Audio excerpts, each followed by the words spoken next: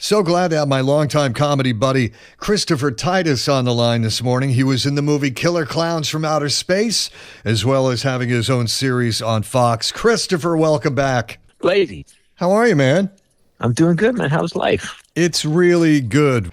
Let's get to Killer Klowns from Outer Space. Okay. Which the tagline in the movie on the poster just says, Killer Klowns from Outer Space. It's crazy with 2 Z's. Yeah. And IMDb with a 1-sentence wrap-up of the movie, aliens who look like clowns come from outer space and terrorize a small town. Yeah, they nailed it. Right, and I bring it up for anybody who's not seen this now cult classic. But what's interesting to me over the time that I've been seeing what has grown out of this small budget movie is that when I met you in about 87 or beginning of 88, I can remember you coming into the radio studio and saying, I just did this movie.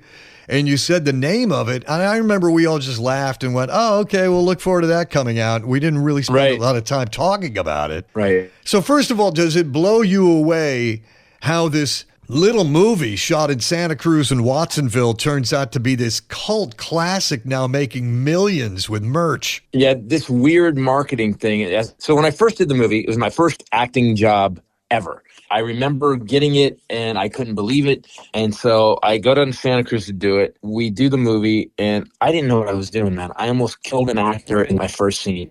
You got a new guy, nervous, doesn't know what he's doing. He said, all right, here's what you got to do, Titus. You're going to get in this Jeep. You're going to drive into the scene. You're going to jump out, stand on the edge of the door. You're going to throw a beer to a couple guys. You're going to say your lines. You're going to get back in. You're going to kiss the girl. Well, I was so nervous when I pulled in, I didn't pull the emergency brake on the Jeep. And we were on a cliff in Santa Cruz. And the Jeep started to kind of just creep forward, roll, because it was a neutral. It rolled into the fence. Well, I thought it was a real fence. I didn't think it would be any problem. It didn't hit hard enough to hurt anything. But the fence was a balsa wood fence that the movie company had put up. It was a prop. So the fence bows out about 2 feet. Now the Jeep's hanging over this chasm and they just go, cut! And people start screaming. They run. They throw me out of the Jeep. My first take, I almost killed another actor and myself. The movie was great. The Chiodo brothers were great. I only was in 2 scenes. And then when I did my TV show, they added all my scenes back in. The Chiodo brothers, to their credit, came to our Prince party 2 years ago. They were at the party. Wow. So when you do a couple of seasons on Fox with Titus, they go back in and re-edit the movie for what, the video or the DVD? We did 3 seasons on Fox. I got a Writers Guild nomination. And then for whatever reason, I got the DVD. I watched it and I started laughing because I saw it years ago and they put everything that I did in the director's cut, which is very funny to me. Dude, I'm a fetus in the movie. I was literally, what year is that, 86? Came out in 88. I probably was 22 years old. So it's your first movie and you get the script and you must have, I mean, even watching it, it's so insane. Pie throwing and they got John Vernon from Animal House in this thing.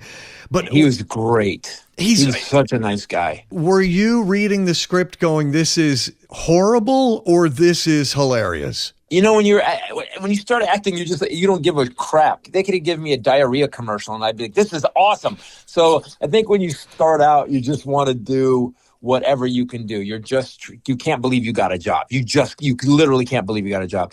John Vernon, I learned a couple of things on the movie. I walked into the set the day, and there was a whole bunch of actors talking around, and I didn't know anything about the business at all. And all these actors are talking to all these movies that they're in, and I was like, "Oh man." Dude, all these guys are so experienced. They've been in great movies. And I'm like, what movies are in? And they start listing these big movies. And I'm like, oh, man, that's awesome. And then I go, what part did you play? You go, oh, I was an extra. And everybody was an extra. No one had a line.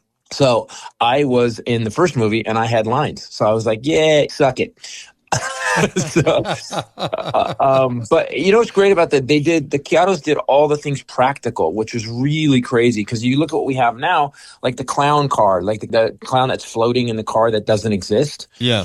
I was a stunt guy hanging off the edge of another vehicle on a piece of like tubing. And you look back on that, like that's the craziest, most dangerous thing any of us have ever seen.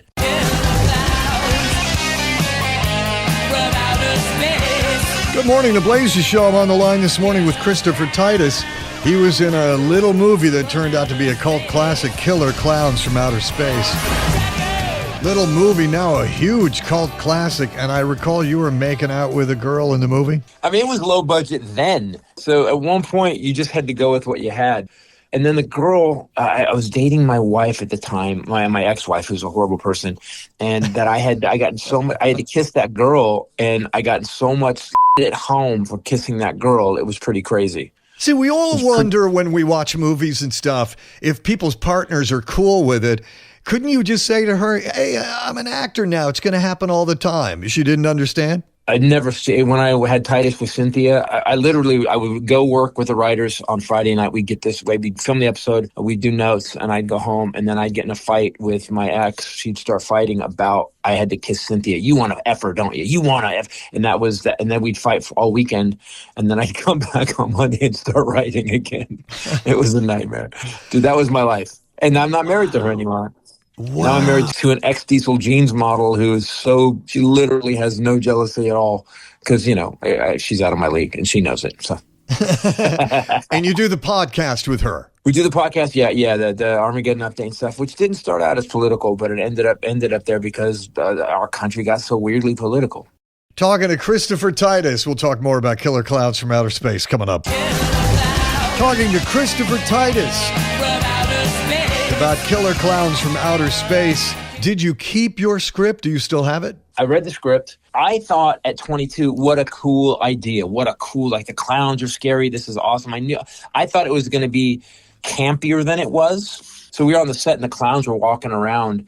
And I think that's when I realized that the Keatos did such an amazing job on the characters. Because look, the script on its own, it's a B, half-ass comedy horror movie, right? Agreed? Oh, of course. But those characters, the clowns are so creepy, scary. The Keatos did such an amazing job of the balance between funny clown and scary clown. Pennywise is easy to do. What they did, they kept it in a goofier, there's a couple scenes where the clowns come in and they're kind of being silly before they kill somebody. And you realize, oh, that's kind of cute. I think the clowns is what made it. Practical costumes, no CGI. People forget that. There was no CGI. There was no green screen. These guys, that was real. They did it. They built those costumes. Is there anything else like it? No, because of the clowns or the carnival, it's extremely colorful. You know, whereas a lot of old B horror movies don't have a lot of color to them or a lot of lighting, this thing is just so full of color. And my son Jack told me that they had only so much budget and they put all the money into those masks. Yeah, and again, that's why they hired me, because I was all they could afford. Do you remember how much you got paid to do it? I think it was like $800. Wow. First acting gig in a movie. What is your take on what it's turned into? Let me go down a couple of things. Spirit Halloween stores. We went last year and they had an animatronic shorty for like $250 and we almost bought it. Universal Studios Hollywood Horror Nights had an entire Killer Klowns from Outer Space feature. We went. Like, what is your take when you go in and you know that you were in the movie? You know, man, it's which is funny because the other lead, I wasn't a lead. I was just like a couple lines in it. It's awesome. I tell you, it's such a silly movie that like people show up at my shows with DVDs or Killer Klowns posters, like really heavy, nice posters, like literally like art pieces, and they're like, "Can you sign this?" And I always write "FU" on it, Christopher Titus, because it was such a weird B movie, but it has become this weird thing. You might as well step into it now. My character's so inconsequential. I hope people go, "What'd you play?" I go, "First guy dead." That's my character. First guy dead.